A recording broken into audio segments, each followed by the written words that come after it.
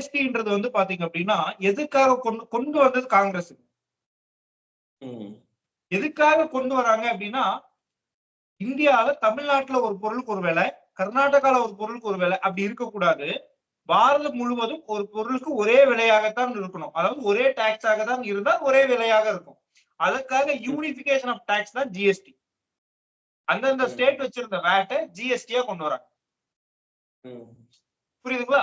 அப்போ வேட்டா இருக்கும் போதும் வரி இருந்துச்சு, ஜிஎஸ்டியா வரும்போதும் வரி இருக்கு. வேட்டா இருக்கும் போது வரி இருந்ததை விட ஜிஎஸ்டியா வரும்போது வரி கம்மியா தான் கட்டுறோம். ஆனா நம்ம எவ்வளவு கட்டுறோம் நமக்கு தெரியுது, வேட்டா இருக்கும்போது நமக்கு தெரியல.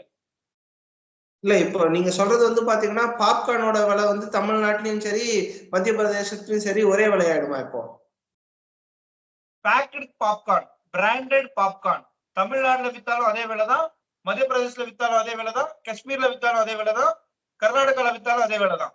லூஸ்ல விக்கிறது அந்தந்த இடத்தை பொறுத்து விற்பாங்க. அது நம்ம இதுக்குள்ள கொண்டு வர முடியாது.